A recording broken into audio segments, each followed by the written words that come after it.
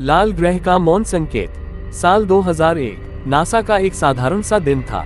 Telemetry screens, radar maps और मंगल की तस्वीरें लगातार आती रहती थीं।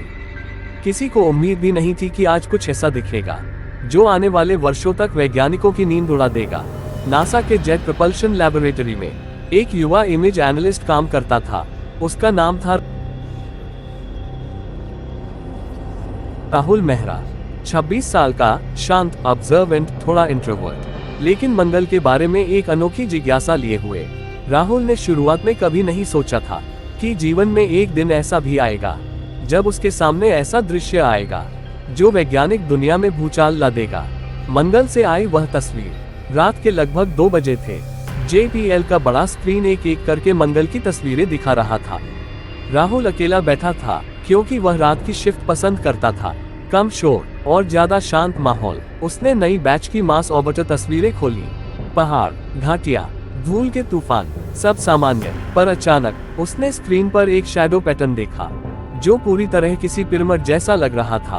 पहले उसने सोचा ये सिर्फ रॉक फॉर्मेशन है, लेकिन जैसे ही उसने जूम किया उसका दिल एक पल के लिए रुक गया। शैडो त्रिकोणीय थी और तीनों तरफ लगभग परफेक्ट सिमेट्री थी जो प्रकृति आम तौर पर नहीं बनाती। राहुल कुछ क्षण तक बोला ही नहीं, फिर धीरे से विस्पर किया, ये क्या सच में एक संरचना है? वैज्ञानिक नियम कहता है प्रकृति परफेक्ट सिमेट्री नहीं बनाती। राहुल ने तस्वीरों को सॉफ्टवेयर में डाला और शैडो एनालिसिस शुरू किया।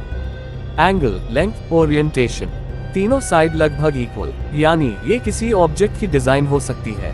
उसने हिस्टोरिकल मास इमेजेस भी निकाली। 1976 में वाइकिंग ऑर्बिटर ने फेस ऑन मास दिखाया था, जिसे बाद में ऑप्टिकल इल्यूजन बताया गया।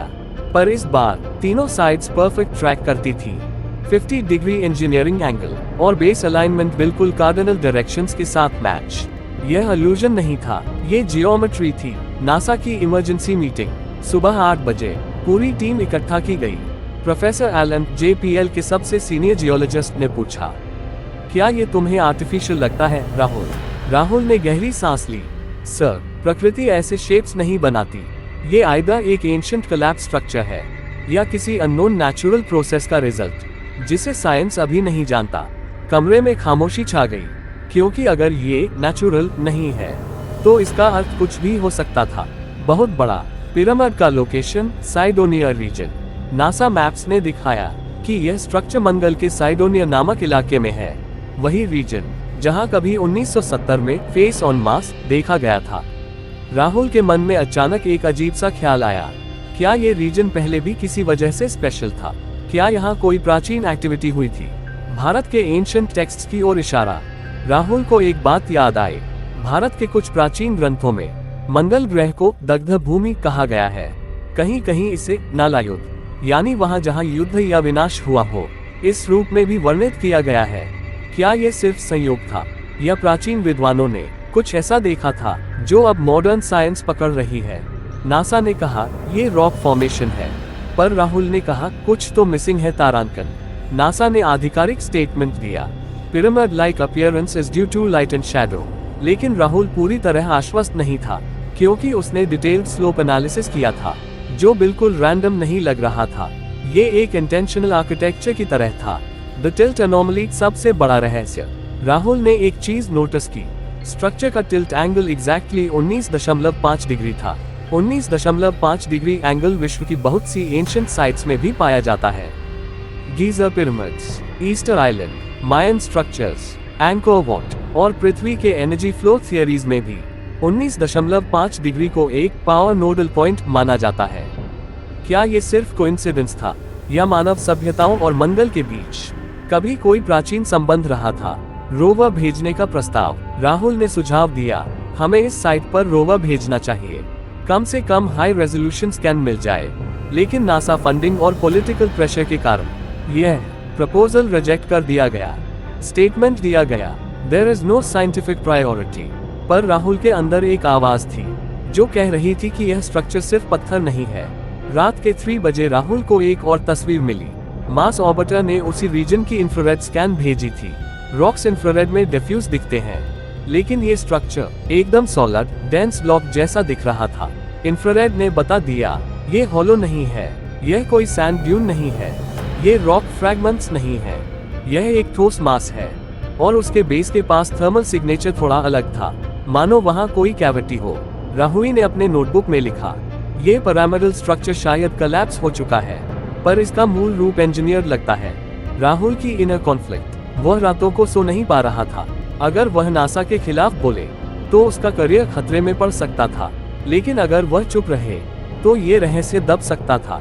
वह हर रात मंगल की तस्वीरों को घूरता और खुद से एक ही सवाल पूछता, अगर यह स्ट्रक्चर सच में आर्टिफिशियल है तो कौन था जिसने इसे बनाया। राहुल ने इंडियन स्पेस रिसर्च से अनऑफिशियल मदद ली। उसका एक पुराना दोस्त इसरो में काम करता था, निखिल। उसने राहुल की भेजी हुई तस्वीरों की इंडिपेंडेंट एनालिसिस की।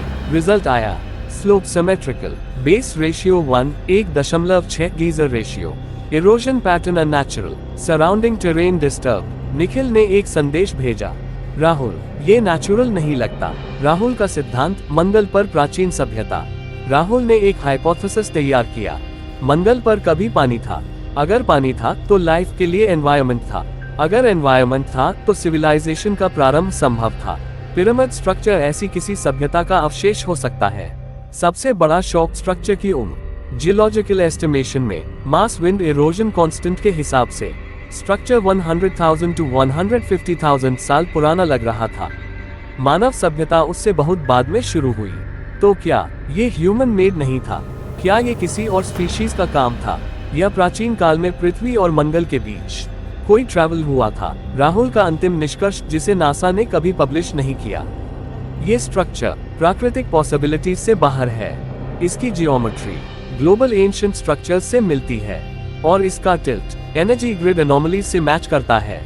ये या तो एक एंशिएंट आउटपोस्ट या एक सिंबॉलिक मार्कर हो सकता है, मंगल का मौन संकेत। राहुल अपनी डायरी में एक आखिरी लाइन लिखता है, अगर किसी ग्रह पर कोई पहला संदेश छोड़ा जाएगा तो वह पत्थर में ही छोड़ा जाएगा, क्योंकि पत्थर सबसे ज्यादा जीता है।